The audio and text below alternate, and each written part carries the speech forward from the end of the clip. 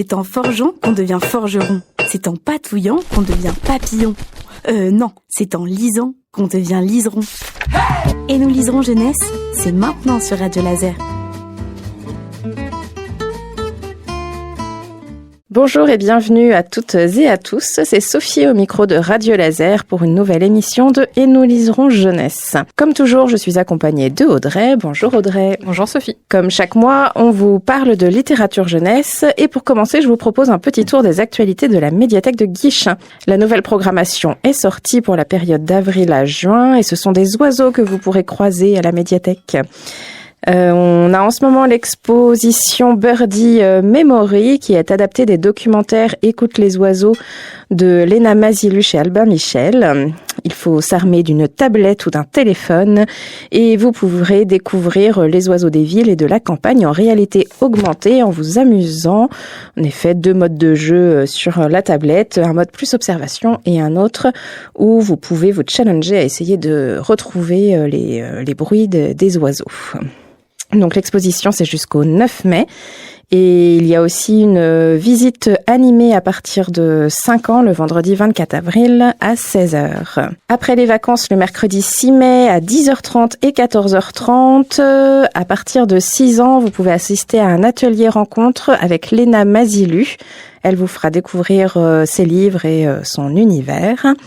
Les adultes qui souhaitent découvrir son travail sont aussi les bienvenus, avec ou sans enfants. Pour les animations régulières, on continue sur le thème des oiseaux avec les chouettes ciné à partir de 4 ans le mardi 21 avril à 16h et les chouettes lectures aussi à partir de 4 ans le mercredi 22 avril à 10h30. Pour le détail du programme, je vous invite à regarder la page Facebook de la médiathèque ou la page dédiée sur le site de la mairie de Guichen. Et c'est maintenant le moment de la sélection d'Audrey qui aujourd'hui vient en aide aux bibliothécaires. On a tous connu ce moment où on nous demande ce fameux livre à la couverture rouge, ou jaune ou verte.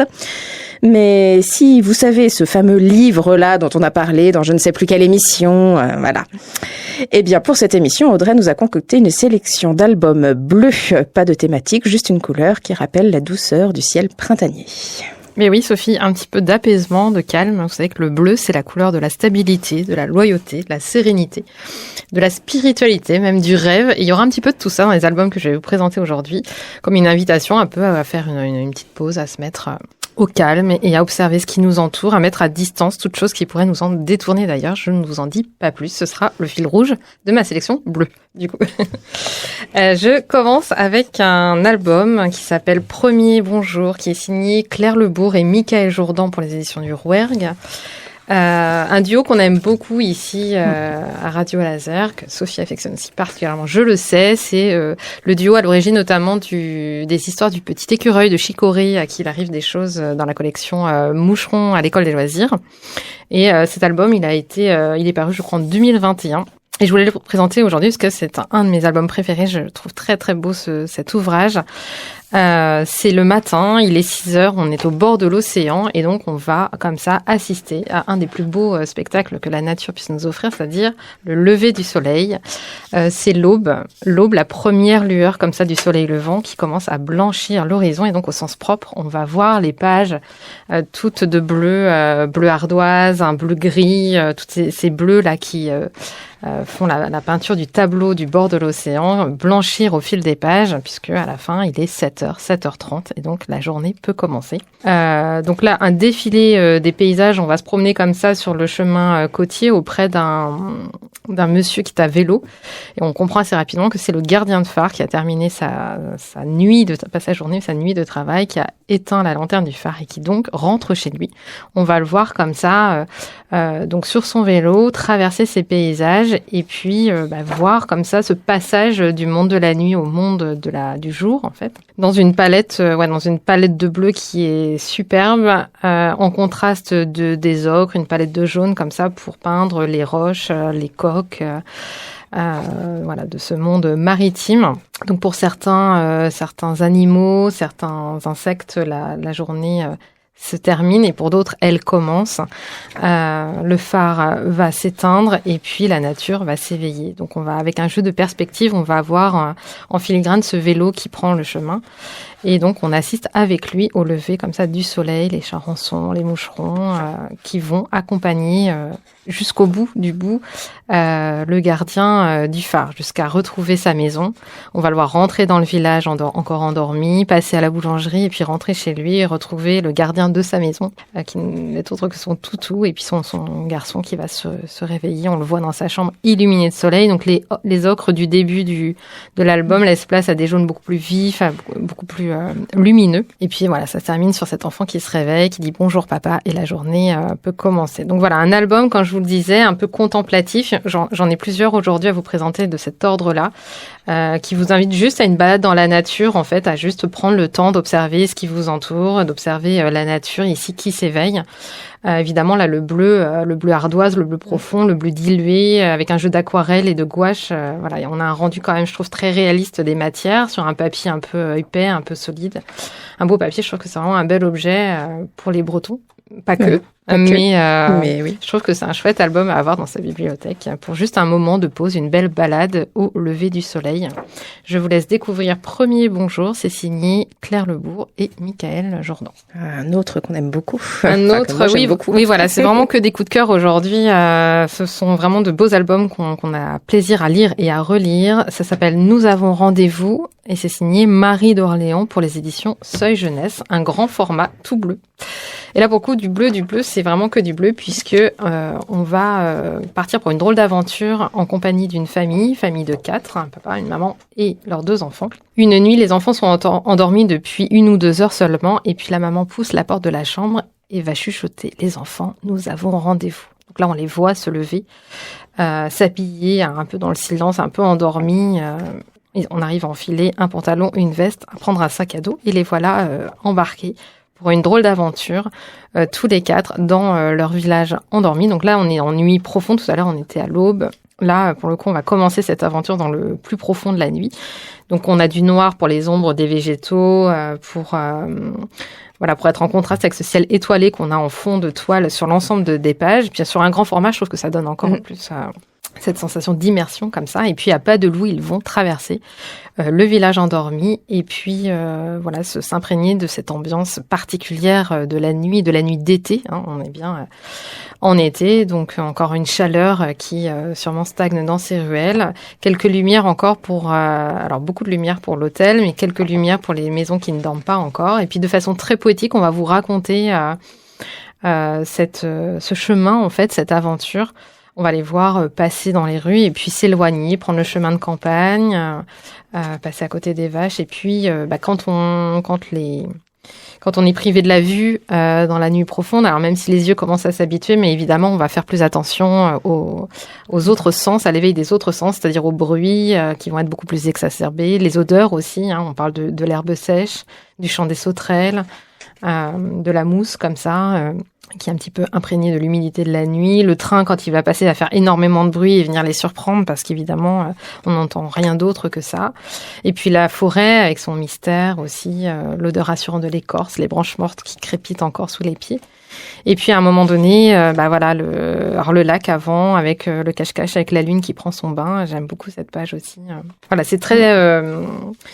Encore une fois, c'est très contemplatif, très apaisant, je trouve. On prend beaucoup de plaisir. C'est très rafraîchissant aussi. Et puis, à un moment donné, il faut se dépêcher parce que on a rendez-vous et ce rendez-vous-là n'attend pas.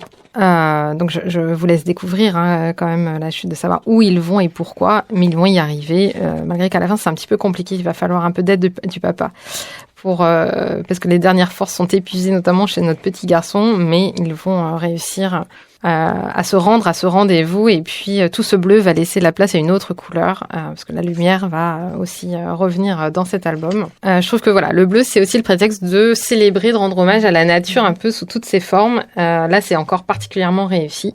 Puis moi j'aime beaucoup ces albums qui font un peu partie de l'aventure au bout du chemin en fait, l'aventure du quotidien.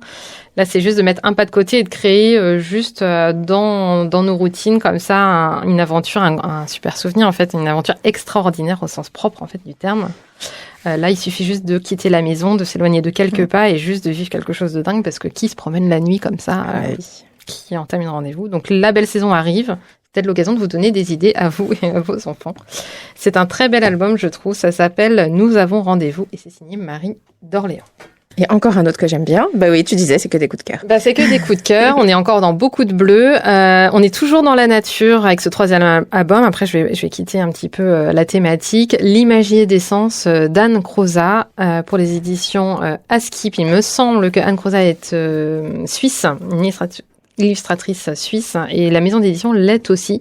C'est une maison d'édition qui fait le choix de promouvoir un ouvrage par an et de l'accompagner tout au long de l'année, et c'est l'ouvrage 2022 de cette petite maison d'édition Askip. Et cet album, il mérite vraiment, il a vraiment mérité toute cette attention portée autour de sa sortie, puisqu'il est vraiment superbe. Il est dédié à ce qui nous entoure. Alors, je sais pas si c'est un propos introductif ou vraiment une dédicace. En tout cas, un imagier pas comme les autres, articulé autour des 4 éléments que sont l'air, l'eau, le feu et la terre, vu à travers le prisme des 5 éléments. Donc 4 x 5, ça fait quasiment 20 suggestions, 20 propositions autour de la nature. C'est un album qui a reçu le prix Sorcière 2023, si je me trompe pas, et qui est créé un petit peu à la façon d'un poème. En fait, on va avoir une succession de verbes à l'infinitif, juste quelques mots qui vont venir faire une suggestion, comme une proposition d'interprétation de l'image, et à chaque page, un tout petit plaisir ou une petite sensation, un peu au gré des saisons, au gré des paysages que l'on rencontre. Pour vous donner un exemple, on commence par l'air, et puis ça va être sentir une odeur de vacances. On voit des gens au bord de l'eau, à la plage, sentir une odeur de vacances selon d'où vient le vent, avec un paysage plus industriel, plus citadin. Essayer de retenir l'air, on voit juste une main, essayer de retenir le vent. Se demander où il va, on voit toutes ces personnes bousculées par le vent au bord de l'eau. Suivre du regard les nuages qu'il déplace. Voilà, ça peut être simple comme s'allonger dans l'herbe et juste regarder le vent faire son travail de voyage des nuages. Et juste imaginer ce que je vous disais tout à l'heure. Le bleu, c'est aussi la spiritualité, l'imagination, le rêve, la contemplation. Et on est complètement là-dedans dans cet album. Vous allez comme ça pouvoir un peu faire défiler toutes les sensations que se promener dans la nature procure ou pas, les bruits que l'on entend ou que l'on devine, boire l'eau à sa source, s'endormir au son de la pluie, se réveiller dans le silence de la neige. J'aime beaucoup la double page sur le thé, la feuille de menthe qui infuse l'eau bouillante. Il y a un travail graphique qui est juste sublimissime, avec un jeu des aquarelles pour faire l'eau chaude, l'infusion, on sentir les effluves comme ça de menthe se disperser dans l'eau, et juste plonger le brin de menthe, fermer les yeux, inspirer profondément. En fait, c'est juste une invitation à se laisser bercer, toucher, sentir, goûter, respirer, juste en fait vivre, juste profiter de l'instant présent. C'est des albums que je trouve superbes, et je trouve très courageux finalement de proposer ça en littérature jeunesse, pour les petits, parce qu'il est à destination des enfants, des petits, oui, quand même. Ça permet aussi je trouve de profiter d'autres choses, d'une autre approche de l'imagier, et aussi de la poésie, des sentiments, poésie de la nature, etc. Je trouve qu'il est vraiment très très bien réalisé. Là encore, une grande palette de bleu utilisée évidemment pour les galets, pour le ciel, pour l'eau. Là aussi, cette toile sur tremper ses orteils dans l'eau glacée, puis s'habituer. On voit ses pieds sous l'eau. Quand même, c'est un sacré défi de peindre la transparence comme ça de la peau sous l'eau. Et c'est vraiment très bien réalisé. On aura l'orage, évidemment, avec le feu, le volcan, l'étincelle de l'allumette, etc. Je vous laisse découvrir. Mais vraiment, ce sont des albums qui font du bien, en fait, qui par leur côté brut, je trouve très primaire, de retour à l'essentiel, de retour à nos sensations, permettent que tout le monde, en fait, s'y retrouve d'une façon ou d'une autre. Les petits plaisirs qui sont à portée de tous, juste à condition qu'on veuille bien s'y attacher, s'y attarder, quoi. Prendre le temps, ouais. Prendre le temps, voilà. Donc un très très bel objet, ça s'appelle L'imagier d'essence, c'est signé Anne Croza. Je poursuis avec un autre album que moi j'aime beaucoup, ça s'appelle Ours et les chauds, signé André Prigent pour Didier Jeunesse. Et cet album, c'est un bel album bleu puisqu'il est élaboré selon la technique de la linogravure. Donc ce lino qui est gravé et puis ensuite empreint de peinture et puis apposé comme ça pour créer le décor de l'illustration. Donc tout l'album sur fond d'un papier un peu crème, couleur crème, Et dans les bleus, un bleu un peu saphir, un peu violet, je trouve un beau bleu, rehaussé de quelques touches d'orange bien vif, voire fluo, juste pour les feuillages, juste pour quelques détails de l'illustration. Mais voilà, une très belle réalisation graphique également. Pour l'histoire, il s'agit de Ours, c'est le principal personnage de l'histoire, qui un beau jour trouve une carriole et se met à amasser pour emplir sa carriole. Voilà, il emplit et remplit.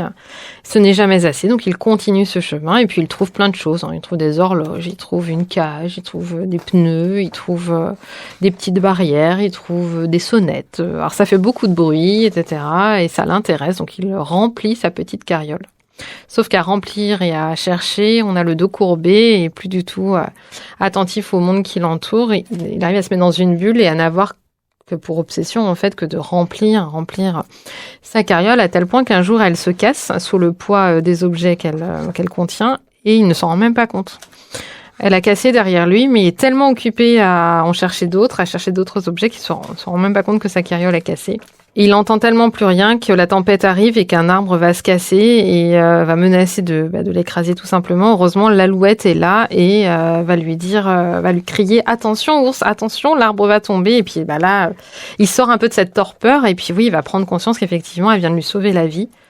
Et qu'il n'avait même pas entendu, lui, l'ours qui vit au cœur de la nature, il n'avait même pas entendu ni la tempête arriver, ni l'arbre commencer à craquer.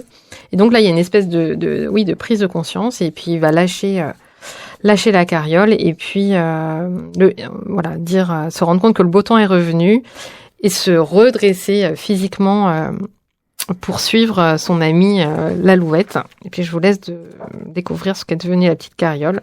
Elle a gagné une autre utilité à la fin. Mais voilà, un bel album sur bien ce que je vous disais en introduction, c'est-à-dire il est souvent question de juste garder une connexion comme ça à la nature, garder une connexion à l'univers, au monde qui nous entoure, à la nature dans laquelle on s'épanouit. Et attention de ne pas porter son attention sur des choses trop matérialistes. Voilà, c'est aussi une critique de la société de consommation. Mais à plusieurs niveaux de lecture, on peut aussi l'aborder avec un enfant en se disant mais quel est l'essentiel et puis à quel prix qu'est-ce qu'on sacrifie pour avoir en fait de ce qu'on est en fait.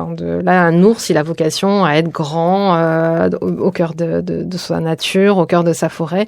Là, tout d'un coup, il a disparu sous cette envie un peu obsessionnelle de remplir et de posséder quoi. Donc voilà, avoir, être, à quel prix. On doit sacrifier ce qu'on est pour avoir simplement. Je trouve qu'il y a des belles questions philosophiques, mais un premier niveau de lecture aussi, poser des questions aux enfants sur ce qui est le plus important. En quoi c'est important de pouvoir peut-être s'arrêter, de condenser, de faire modérément, parce que là, notre ours, il est complètement dans son obsession, enfin quelque chose qui l'obsède et qui l'empêche au final d'être même prévenant pour lui-même, puisqu'il serait mort si l'alouette n'était pas intervenue. Donc je trouve qu'il y a beaucoup de choses et que graphiquement, il est superbe. Pourquoi le orange ? Parce que le orange, en contraste, c'est la couleur un peu opposée, donc complémentaire du bleu. Donc c'est une des couleurs qui met le plus en valeur le bleu. Et donc là, je trouve que c'est effectivement réussi. Parce qu'on a quelques touches d'orange, mais pas beaucoup. Je trouve que c'est vraiment une belle proposition d'André Prigent. Je vous invite à aller découvrir avec vos enfants Ours et les choses. Dernier album sur cette sélection autour du bleu, ça s'appelle Les yeux de la forêt, c'est signé Emmanuel Lecaille et Jean Mallard pour les Actes Sud Junior. Là aussi, un très bel album. Donc moi, j'ai un peu découvert le travail de Jean Mallard, que je ne connaissais pas, qui est un jeune illustrateur et qui fait vraiment de jolies choses, un vrai beau travail sur les couleurs de la nature, les couleurs de la lumière, des cieux, des ciels, des terres, de la mer, du soleil qui se lève sur la mer. Enfin, je vous invite vraiment à aller voir notamment son Instagram. Quand on l'ouvre, c'est trop beau, quoi. C'est très beau, c'est bleu, et c'est bleu. Voilà. Donc, je trouvais que c'était la bonne occasion aujourd'hui de vous en parler. Dans cet album-là, on part aussi à l'aventure avec un petit personnage qui s'appelle Misha. Ce sont des petits oursons en fait. Il vit dans un petit village qui s'appelle Samara. Il vient d'emménager dans cette forêt, dans ce village qui est bordé d'une grande forêt. Et à l'école, on lui parle rapidement d'une espèce de rumeur. On lui dit, et notamment un petit camarade qui s'appelle Yasha, lui dit, tu sais, dans la forêt voisine, il y a un monstre terrifiant aux 1000 lieues qui mais qui terrifie tout le monde. Il faut surtout pas s'en approcher. Et voilà, donc ça nourrit les conversations, etc.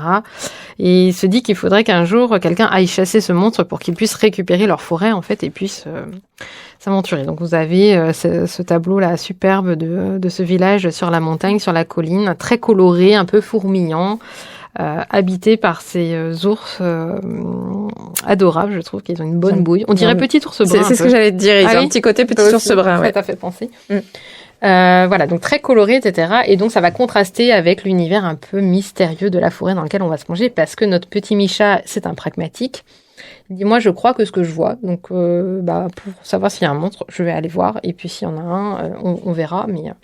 Et puis, Yasha dit, bah oui, moi aussi, mais moi, ça va être pour le chasser parce que j'en ai ras-le-bol d'entendre parler de ce monstre-là tous les jours. Alors, Misha, il est pas très courageux, mais il est audacieux. Donc, il a décidé d'y aller. Il voulait absolument connaître la vérité. Surtout celle qui se cache parfois derrière les histoires que l'on raconte. Voilà, toute l'idée est là. Et donc, plus il entend parler du monstre, moins il y croit. Et un soir, il se lance dans la forêt noire. Donc évidemment, là encore, beaucoup de bleu, puisqu'on est encore dans la nuit.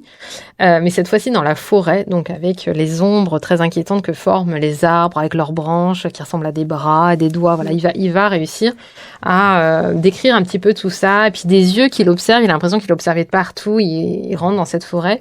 Donc une balade un peu onirique là aussi, un peu à mi-chemin entre réalité et imaginaire. À chaque pas, les bruits de la forêt qui sont de plus en plus nombreux et de plus en plus clairs, mais il continue, ce petit Misha, d'avancer, même si il est un petit peu effrayé. Ces grands tunnels d'arbres qui s'amassent, qui sont un peu oppressants. Voilà, on va découvrir avec lui, puis on va un peu frissonner avec lui.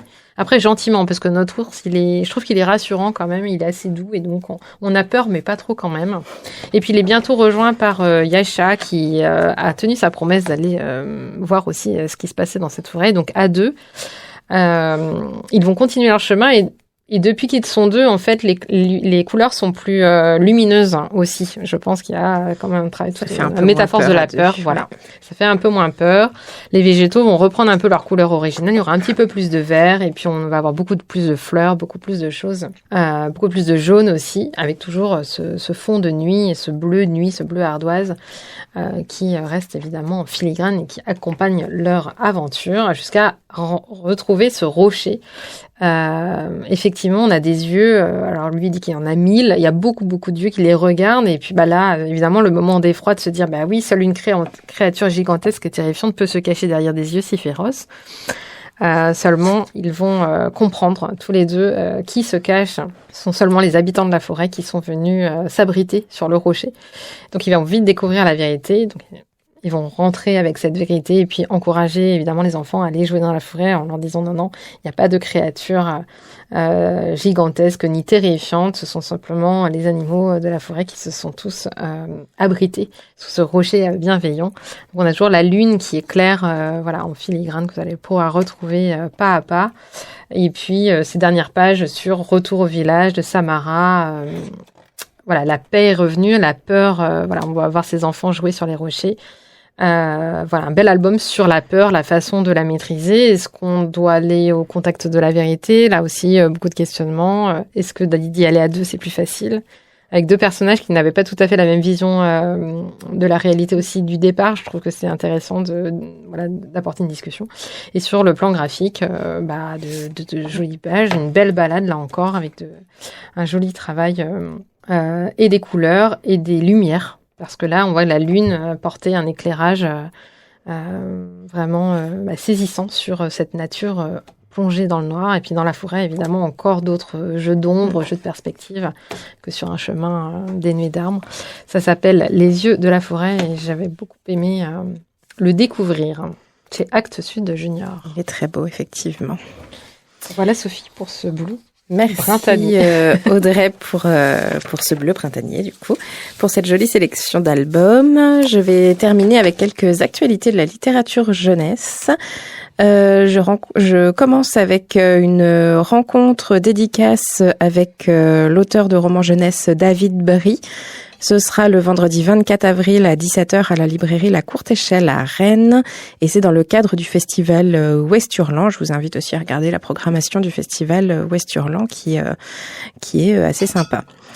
Un autre festival rennais, du coup, le festival Sirène, CSI et attaché Rennes comme la ville, le 9 et 10 mai. Donc c'est un festival de culture, des cultures et des littératures de l'imaginaire. Donc il n'est pas dédié à la jeunesse, mais la marraine de cette année, c'est Hélène Lenoir, qui a notamment écrit Félicratie et Reine de l'Ouest, un livre dont vous êtes le héros que tu avais lu, je crois, Audrey, oui.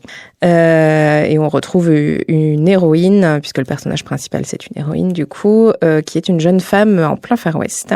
Et donc il y a d'autres auteurs jeunesse comme Emmanuel Chastelière, Bleuhen Guillou, Nina Lannes, donc principalement des auteurs de romans enfants ou jeunes ados ou ados plus grands. Donc ça c'est le 9 et 10 mai, donc le festival Sirène que je vous invite aussi à découvrir pour le détail de la programmation sur leur site. Et je termine, la boucle sera bouclée comme ça avec un atelier avec l'illustrateur Michael Jourdan.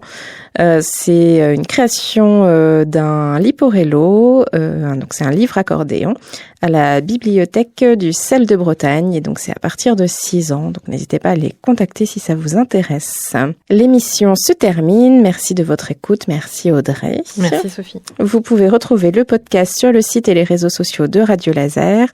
Rendez-vous en mai pour une prochaine émission et d'ici là, belle lecture. À bientôt.